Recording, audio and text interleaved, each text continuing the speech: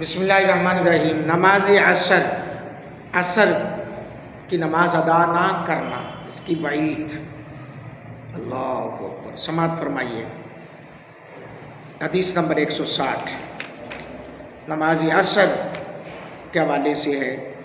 نبی پاک صلی اللہ علیہ وسلم کے پیارے صحابی حضرت ابن عمر رضی اللہ تعالیٰ عنہ نبی پاک صلی اللہ علیہ وسلم کا یہ فرمان نقل کرتے ہیں، جس شخص کی عصر کی نماز رہ گئی گویا اس کے اہل خانہ اور مال سب کچھ برباد ہو گیا۔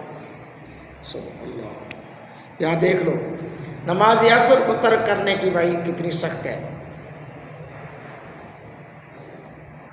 ہلاک ہو جانا، چھین لینا، اللہ، یعنی کہ اس کا مال ختم ہو گیا، اس کا سب کچھ تباہ ہو گیا جس کی عصر کی نماز رہ گئی۔ یارو، یعنی یہاں پر امام ترمذی رحمۃ اللہ علیہ نے لفظ ترک کی بجائے لفظ تفوت استعمال کیا، جو اس طرف اشارہ کرتا ہے کہ نماز کو عمدن ترک کرنا مسلمان سے ممکن نہیں۔ ہاں، اگر عدم توجہ، بے خبری، ساون نماز عصر کا چھوٹ جائے تو گویا اس کے اہل و عیال اور مال و متاع سب کچھ آفت و تباہی کا شکار ہو گئے۔ کسی اسلامی سلطنت میں اگر کوئی شخص قتل ہو جائے تو اس کے خون کے احترام میں ورثاء کو قصاص یا دیت دونوں میں سے ایک چیز ضروری ملے گی تاکہ خون رائگاں نہ جائے۔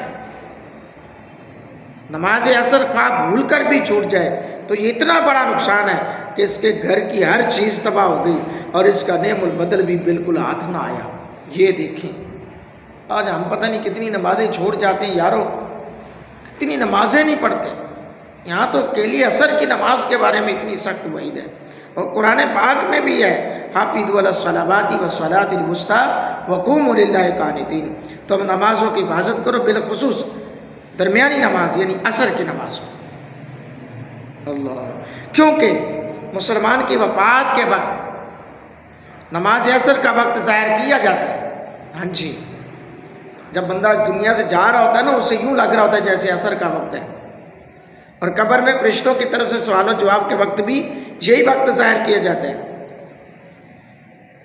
اللہ اکبر، حضرات گرامی قدر، اگر بندہ نمازی ہوگا جب اس کو اٹھایا جائے گا تو اسے اٹھے گا، بڑے ہی بنے اٹھو یار، میری تو نمازی عصر رہ گیا، تو پھر بیڑا پار ہو جائے گا، انشاءاللہ بیڑا پار ہو جائے گا۔